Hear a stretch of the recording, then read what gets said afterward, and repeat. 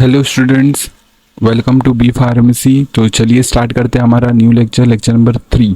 Lecture number 3 में हम लोग पढ़ने वाले हैं metal ion indicator. Very important topic है, मोस्ट इंपॉर्टेंट आप लिख सकते हो, इम्पॉर्टेंट है, ठीक है, इम्पॉर्टेंट है। Metal ion indicator, metal ion indicator होता क्या है?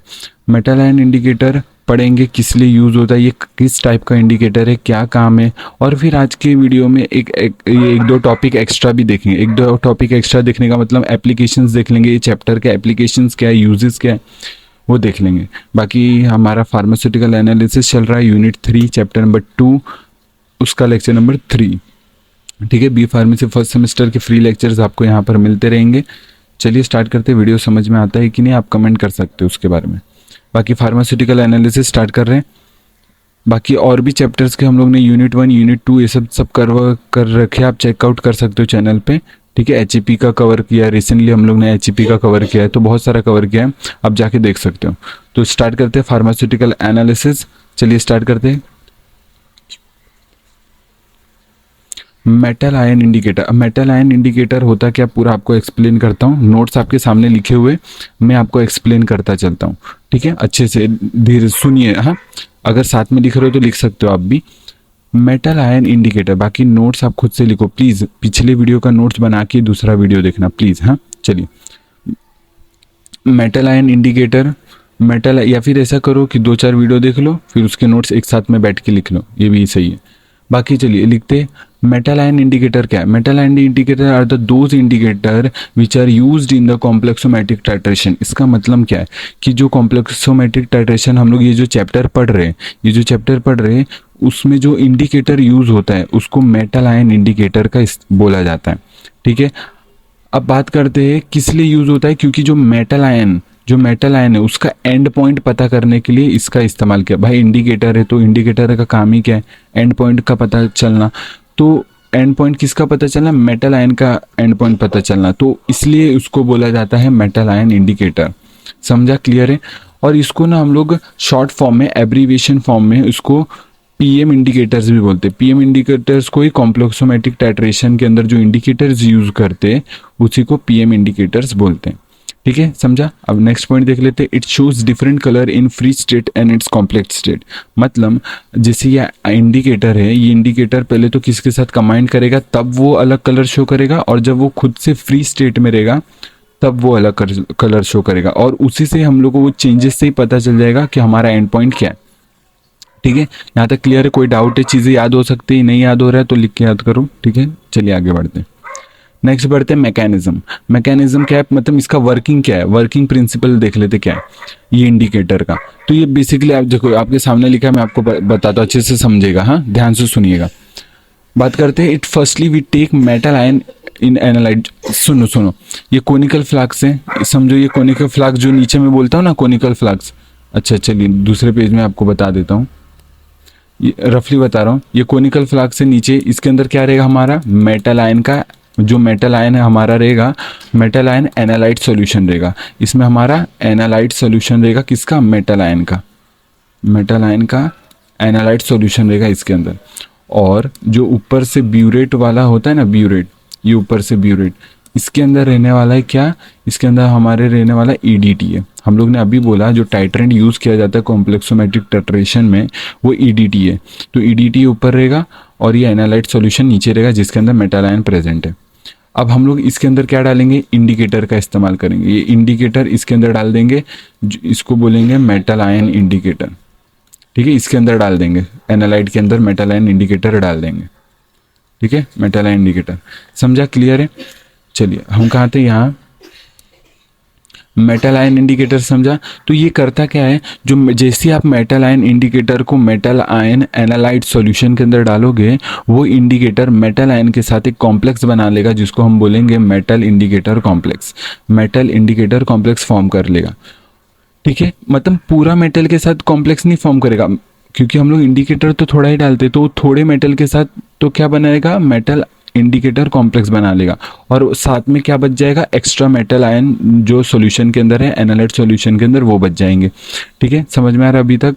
जो एक्स्ट्रा बच जाएंगे मेटल वो बच जाएंगे एनालाइट सॉल्यूशन के अंदर, और थोड़े बहुत ये कॉम्प्लेक्स बना लेंगे इंडिकेटर के साथ। और जो बचे हुए मेटल आयन है, जो ईडीटी हम लोग ऊपर से पुट करेंगे, वो जो रिएक्ट करेगा ईडीटी, वो किसके साथ करेगा, पहले तो एक्सेस मेटल के साथ रिएक्ट करेगा। किसके साथ, एक्सेस मेटल के साथ रिएक्ट करेगा ईडीटी है।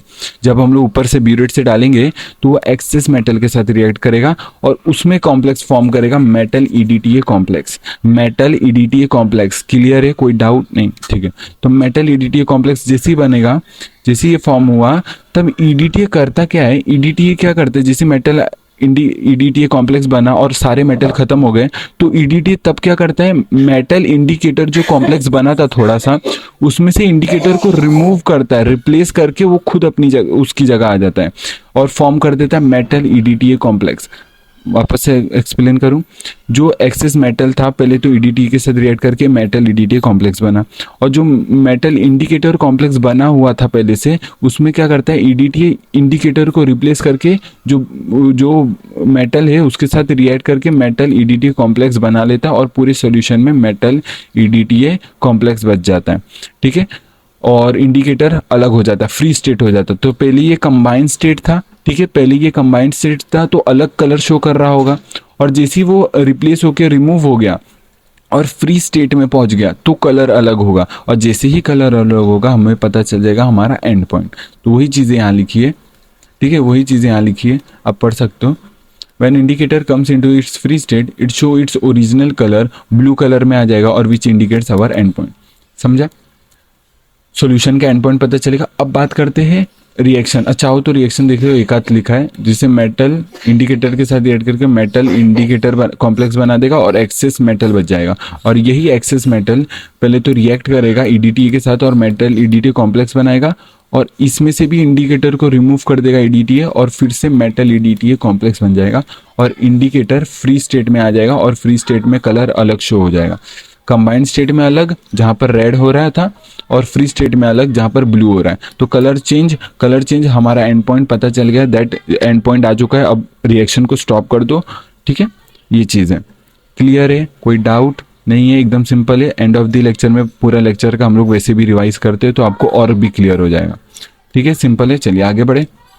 अब बात करते हैं कौन कौन से इंडिकेटर्स कॉम्प्लेक्सोमेट्रिक टाइट्रेशन में यूज किए जाते हैं। ठीक है, कौन कौन से इंडिकेटर कॉम्प्लेक्सोमेट्रिक टाइट्रेशन में यूज किए जाते हैं, कौन कौन से?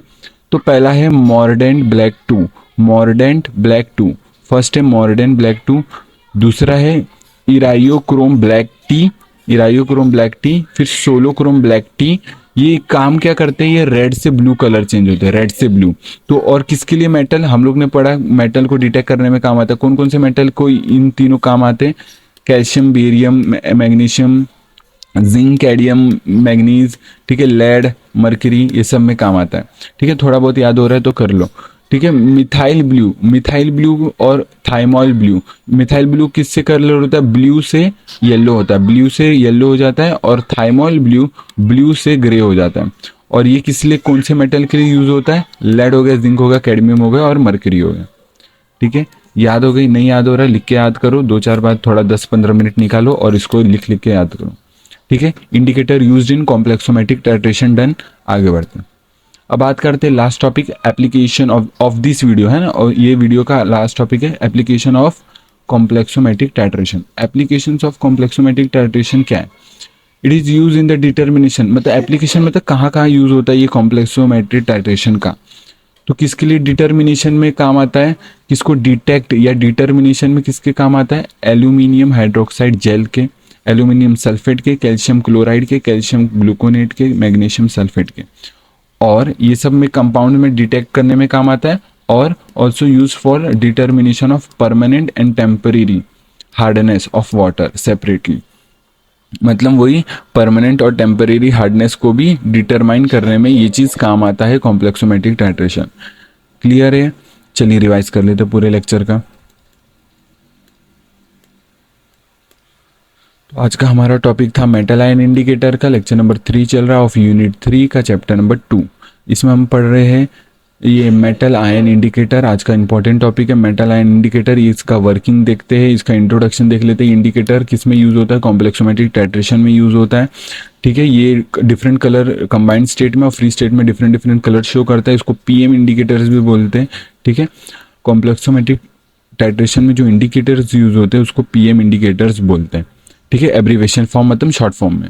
और मैकेनिज्म की बात करूँ, मतलब जहाँ पर भी सुनो, जहाँ पर भी ये इंडिकेटर्स दिखे ऐसे पीएम इंडिकेटर्स, तो मान लो उधर कॉम्प्लेक्सोमेट्रिक टाइट्रेशन हो रहा है। मैकेनिज्म की बात कर लूँ तो मैकेनिज्म क्या होता है, इसमें क्या होता है, कोनिकल फ्लैक्स में हम लोग मेटल आयन का एनालाइट सॉल्यूशन डालते हैं, उसके अंदर मेटल आयन इंडिकेटर डालते हैं और ऊपर से ब्यूरेट में ईडीटीए नीचे नीचे डालते रहते हैं। तो पहला क्या होता है, सुनो कहानी से सुनो। पहला क्या होता है, जो इंडिकेटर है वो पहले मेटल के साथ रिएक्ट करके मेटल इंडिकेटर कॉम्प्लेक्स बना लेगा। ठीक है, कुछ ही के साथ डालेगा क्योंकि हम लोग इंडिकेटर थोड़ा ही डालते हैं, तो कुछ के साथ मेटल के साथ वो कॉम्प्लेक्स बना लेगा, मेटल इंडिकेटर कॉम्प्लेक्स। जो बचे हुए मेटल है ईडीटीए पहले उनके साथ रिएक्ट करता है, बाद में क्या करता है, जैसे सब मेटल ईडीटीए बन जाता है, फिर ईडीटीए जो इंडिकेटर बना था मेटल इंडिकेटर कॉम्प्लेक्स, उसमें से इंडिकेटर को रिमूव करता है, रिप्लेस करके खुद उसकी जगह आ जाता है और मेटल ईडीटीए कॉम्प्लेक्स बना लेता है पूरा सॉल्यूशन में। मेटल ईडीटीए कॉम्प्लेक्स पूरे सॉल्यूशन में बन जाता है। और जो इंडिकेटर फ्री स्टेट में आ जाता है, रिमूव होकर फ्री स्टेट में आ जाता है सॉल्यूशन के अंदर, तब कलर डिफरेंट शो करने लग जाता है और जिससे हमें पता चलता है कि सॉल्यूशन का एंड पॉइंट आ गया, रिएक्शन को यहाँ पर स्टॉप कर सकते हैं। ठीक है, क्लियर है, समझा? ये वाला डायग्राम रफ डायग्राम बनाया था तो ये समझा। बाकी यहाँ तक पूरा समझा। रिएक्शन 2-4 लिख सकते हो, 2-4 पॉइंट आप खुद से बना के लिख सकते हो। अब बात करते हैं indicator used in complexometric titration. इसमें क्या पढ़े थे हम लोग ने, देखा कि कौन कौन से इंडिकेटर्स क्या क्या काम आते हैं, किस किस मेटल में दैट इज यूज्ड होते हैं, आप ये याद कर सकते हो। फिर एप्लीकेशन देखा था कौन कौन से कंपाउंड में डिटर्मिनेशन में काम आता है और वाटर के परमानेंट टेम्पररी हार्डनेस को भी डिटरमाइन करने में काम आता है सेपरेटली। ठीक है, तो अभी कुछ डाउट है तो कुछ भी डाउट रहा तो कमेंट कर देना, फिर से आपको नेक्स्ट वीडियो में कवर कर दूंगा, उस डाउट को क्लियर कर दूंगा। तब तक के लिए बाकी की चीज़ें हम लोग आगे के टॉपिक नेक्स्ट वीडियो में देखते हैं। तब तक के लिए टेक केयर, जय हिंद जय Bharat, bye. Thank you so much video देखने के लिए। तब तक के लिए टेक केयर, जय हिंद जय भारत, बाय।